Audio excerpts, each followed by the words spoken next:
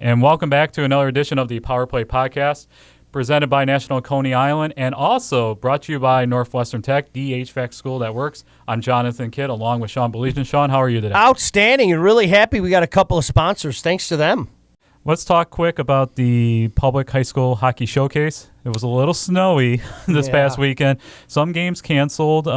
What was your overview, what you heard from the coaches about the tournament? Well, you know what? It's always a great time. And again, Don Wright does such a good job coordinating that. It's not an easy thing. You know, when you got multiple games going on, multiple rinks and everything. But, you know, you and I were talking about it. A couple jumped out to me. I think Davison's a team that a lot of people are intrigued about. And Davison gave Plymouth quite the battle. Ended up tying Marquette. Northville knocked off Saline, and then, you know, Saline goes out and ties Plymouth. You know, Saline's another team that I think a lot of people are talking about. Paul Fassbender's done such a great job. Ike it continues their hot run. I mean, they tied a good Salem team. I think you and I touched on it last week, and if we haven't, let me repeat it for everybody out there. Ryan Ossenmacher's done a tremendous job. That's a young team. And as often is the case, young teams really start out the season, you know, kind of struggling a little bit, and then they get it going. And another coach like that, Forest Hill Central, Kevin Zaschek, boy, they were struggling earlier, and now they're just winning left and right. Marquette, you know, we mentioned the tie that they had, but Marquette with a 4-2 victory over Chelsea. So there was some darn good action out there. And John, this was a week where it was very difficult to sit down and do the top 25. There was a lot of jockeying this week, and it's something that, you know, it took a couple of days to do it, I think, because of some of the action in the last couple of weeks. First, the MIHL showcase, and now the public high school showcase. You're watching and listening to the State Champs Power Play Podcast. It's presented by National Coney Island and is also brought to you by Northwestern Tech, the HVAC school that works. Sean, you were at the CC Livonia Stevenson game on Saturday, the battle of who you thought were the top two teams in the state. CC came out 2-0. What was the atmosphere like at USA Hockey Arena on Saturday? Yeah, certainly the top team in Division I and arguably the top team in Division II, that's to be sure. Atmosphere was unbelievable.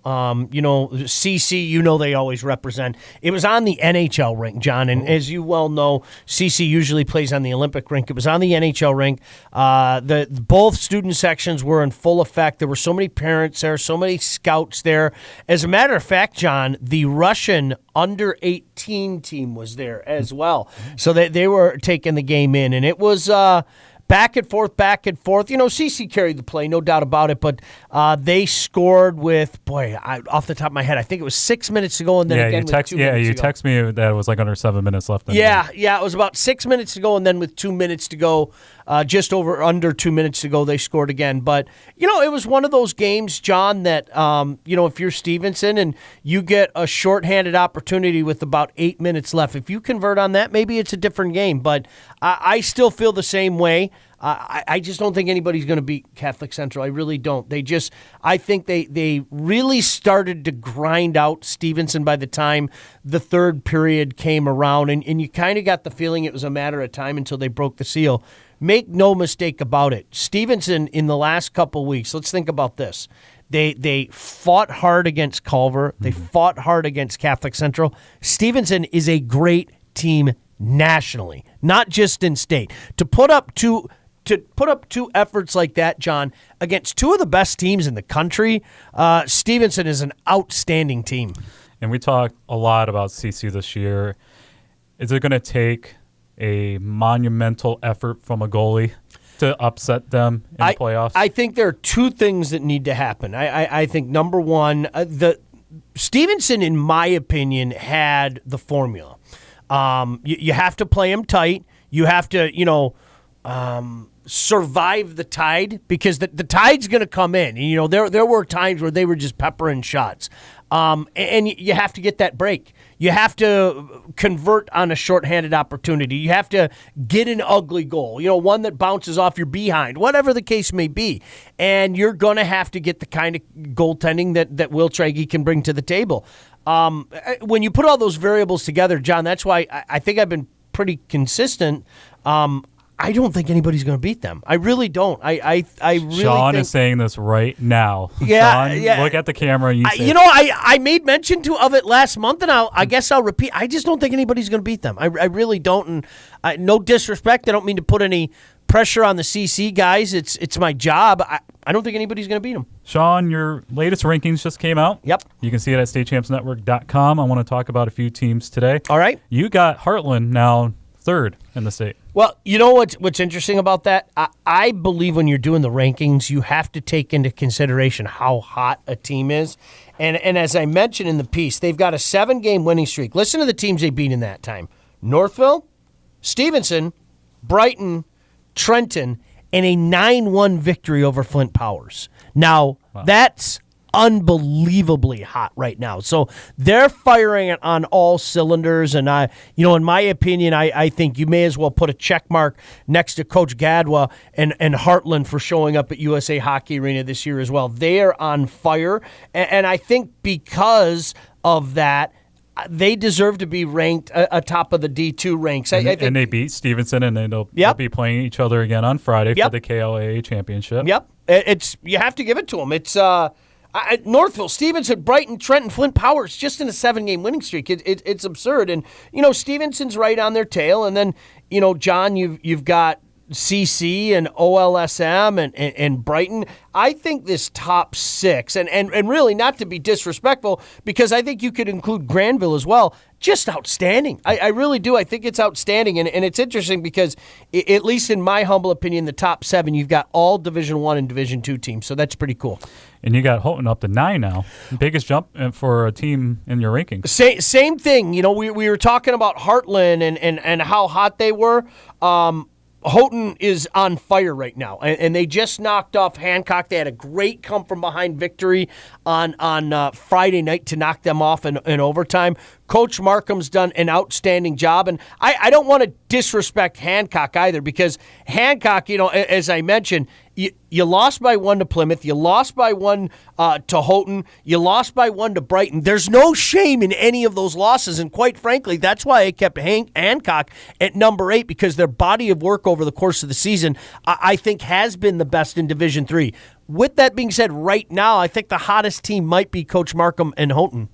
And we're going to give the UP its love in its rankings this week. We have Kingsford making its debut at 23, and you got Marquette at 25. A couple of interesting D2 teams, and unfortunately, as we've talked about a lot on this show, they have to face each other early in the process, which kind of stinks. I had some people and we're going to be talking about that in a few minutes. We are, as a matter of fact. Ooh, nice plug. I had a few people mention to me Kingsford, and I think you and I actually talked about Kingsford when Coach Mitchell was on in early January, but I've kept an eye on them. John, they're 6-0-1 in their last 7 games. They've outscored their opponents 50-14. I mean, they are really doing a good job, and I just love Fliver. I just think that's such a cool, stinking name. Anytime I can type Fliver, that's a good thing. And Marquette's another team. Marquette's kind of bounced in and out of the rankings a little bit, but they're unbeaten in their last 3. And, I mentioned some of the big games in state this week. Boy, Marquette has a chance to make a great statement. Even though it's a Division III team, it's one of the top teams in the state in Hancock, and they travel to Hancock, so that should be an outstanding match Tuesday night. We are off to a good start here on the State Champs Power Play podcast. We're going to take a quick break, and we have a special guest coming up, and we got some breaking news as well. So stay tuned here on the State Champs Power Play podcast, presented by National Coney Island, and also is brought to you by Northwestern Tech. Time-starved? Budget-starved? Just plain starved? Get to National Coney Island. Come in any time of the day for a great meal served the way you want it. Fast, fresh, friendly. At National Coney Island, you'll find some of the best specials in town. Something for every taste and appetite. All made with top-quality ingredients, prepared to delicious perfection, and served up at a price that won't break the bank. Welcome to National Coney Island. When you graduate from Northwestern Tech, heating and cooling companies take notice. And getting noticed is nice, but even better when it comes with respect. With a demand for HVAC techs and the type of money you can make in this industry, skilled tradespeople are getting the respect that they deserve. hands-on training, experienced instructors, and thousands of Northwestern Tech graduates. In just 10 and a half months, you can have the career and the respect you deserve. Northwestern Tech, the HVAC school that works.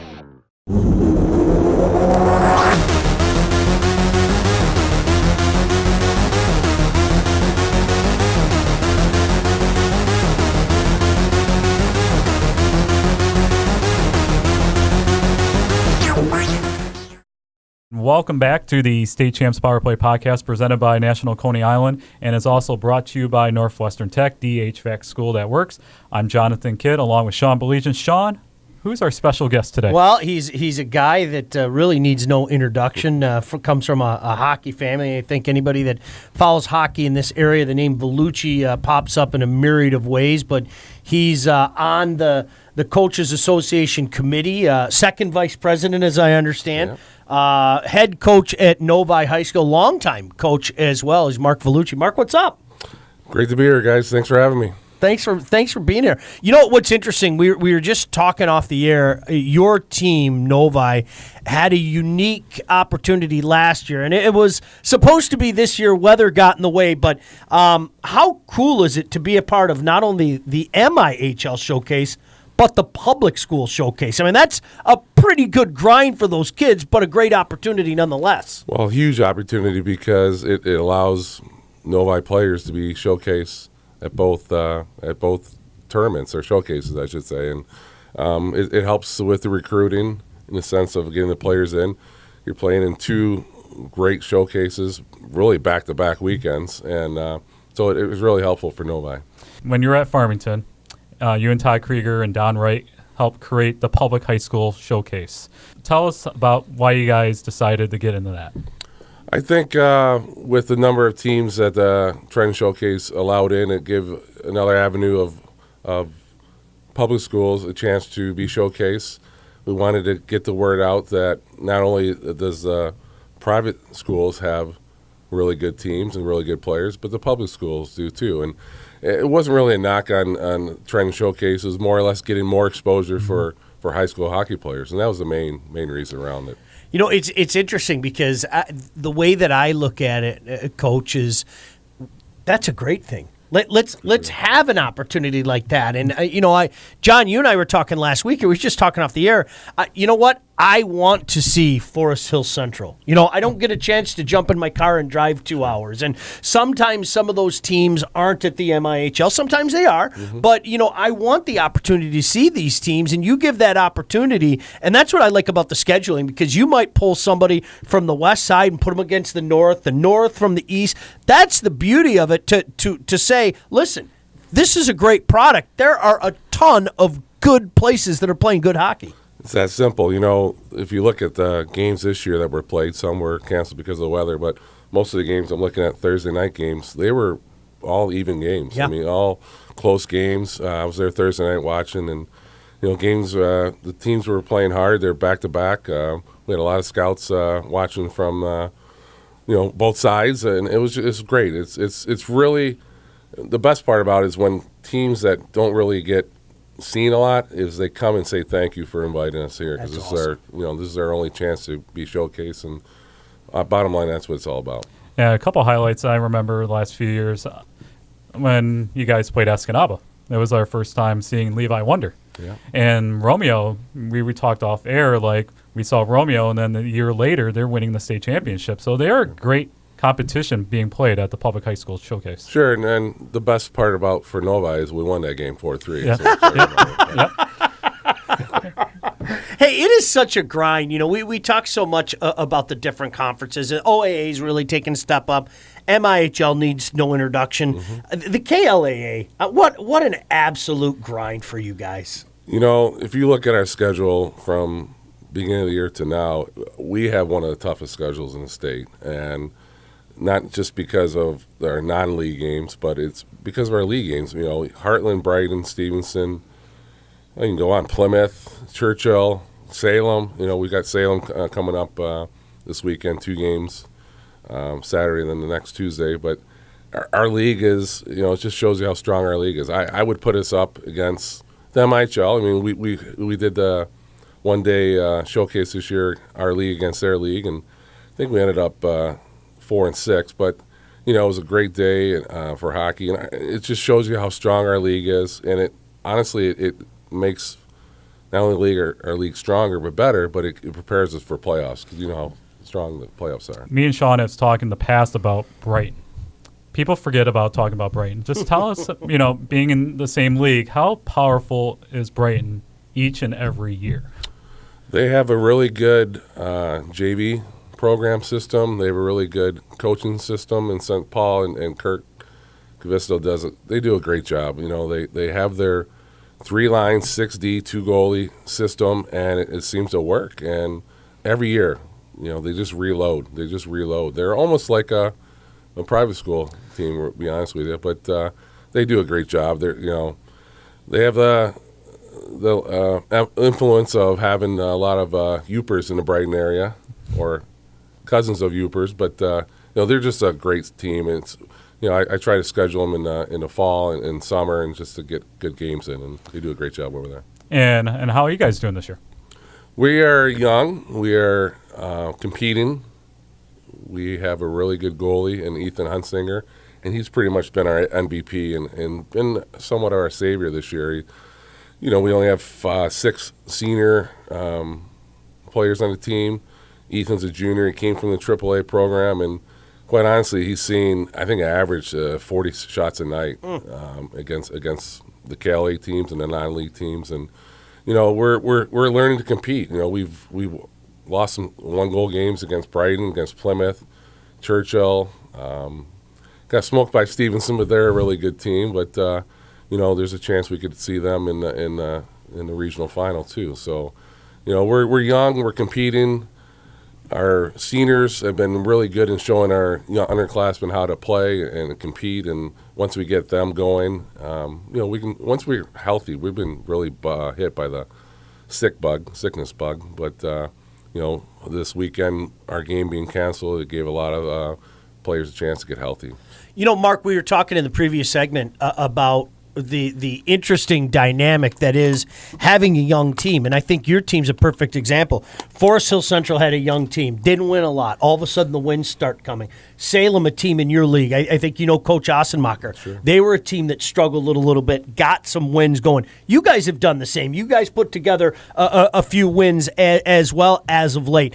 What is the dynamic with the young kids? Is that just something you have to deal with as a coach? You have to ride out the storm until they get that experience? Yeah, because you really don't have that much summertime and fall time. You can't work with them in the fall, but it takes the first 2 months of the season for new players to come in to not only learn the system, but learn how to play varsity hockey. And a lot of my players are sophomores, or coming from the Bantam ranks where they've only learned the hit for a year or two. And so the not having a prep team, which we are going to be working on having a prep team in the spring and getting that going again, it really shows. It's really hard for them to, it's like walking into deer in the headlights. It's like, holy crap, I'm playing high level travel hockey, and now I'm going to varsity hockey, and it's somewhat of a wake up call. And once they get accustomed to that, and we had a really tough schedule in November and December, and it's kind of let up a little bit in January and February, which I don't know if it was really planned on my part, but it was just, it was really good to show, hey, we have to compete, you have to battle, and that's what we're really learning on this year. Mark, the last few podcasts, Sean and I have had deep discussions. Stevenson and Plymouth, first game of the playoffs. CC Northville is the first game of the playoffs. From what we've been hearing from the coaches, like something needs to change. So, Mark, what do you have for us? Well, change is coming, and I can't really get it. Me too. I think we're all in favor of that, and I think a majority of coaches are in favor of that. But being on the Coach Association board last 2 years and working with Cody Inglis from the MHSAA, he's really guided us and helped us and give us ideas and hints of how to go about the process, because there's a huge process of going involved. And I think when a few years ago when some coaches put together a proposal for change, for seeding and all that stuff, I think it happened too fast. There wasn't, no one really knew that, hey, we got to go to an executive council, then we got to go, there's a couple councils. There's a lot of red tape that we have to go through. And I think this time we reset, we came back with a better proposal. I won't say better proposal, but a proposal that we're pretty sure it's going to be passed in May when they have the vote. So I can't really get into specifics, but coming next year, I think change is going to happen. That's awesome. Love hearing it. It's Mark, one of the things, and you correct me if I'm wrong, I think coaches seem to be on the same page about this. But, again, I'll ask you as a coach, has there been some serious discussion about stretching the tournament out to maybe 3 weeks as well? Yes, that probably won't happen for another 2 years. Okay. They don't want to shove everything understood. in right away, but that is coming. Similar formula to what Minnesota does. I think they do 2, 2, and 2. So spread it out to 3 weeks. They'll keep the same dates, like starting end of October or whatever the first week of November starts. But they may end the season a little bit earlier. Instead of that Saturday the 24th, they'll maybe end it on Tuesday the 20th or whatever, and start a little earlier. Start the playoffs a little earlier. So. That's been talked. I think more of the seeding's going to happen next year, and then the extended playoffs there. And we'll get back to the Plymouth and Stevenson. It's really a shame that it's come to that. But I experienced it back in my first year coaching, 2002. We were the number one ranked team with Farmington Unified 3 school, and we were playing CC, first game. They were 1, we're 2. We were supposed to play our game at Redford Ice Arena, and people are like, no, this is people are going to miss out on a really good game, and so we moved the game over to CompuWare, and we sold out 5,000 people. And to this day, I still rip on my brother about having a high school team having the most attendance at a high school game or at USA Arena, but that's just a family joke there. But it's the only thing I have them on. No, and it's interesting because, Mark, you don't want to see it happen to anybody. Like, honestly, I've always said, like, I look at, and you're a guy with Division III experience, I look at those teams, that juggernaut up north, and, Houghton, Hancock, Calumet, 2 of those 3 teams are going to be out like that. Yeah. And that's always bothered me. And as you well know, those teams, whoever comes out of that mix, it always seems like one of those teams are just boom in USA Hockey Arena. So it's not an overhaul or anything. I by the way, looking at Minnesota, that's not a bad thing to look at. No. Say, I think they're having a little success with that, aren't they? I think the MSHA realizing that we're not going to get 21,000 people like they do in Minnesota, but you want the better games happening later in the playoffs, and then generate more support, more interest, and more fans. And one of the things they're talking about extending the playoffs is, they got to use the UP as example. Is they're not going to be coming down during the week, coming to Gaylord or coming to the Sioux, driving 4 hours, on a Tuesday or Wednesday, Thursday night.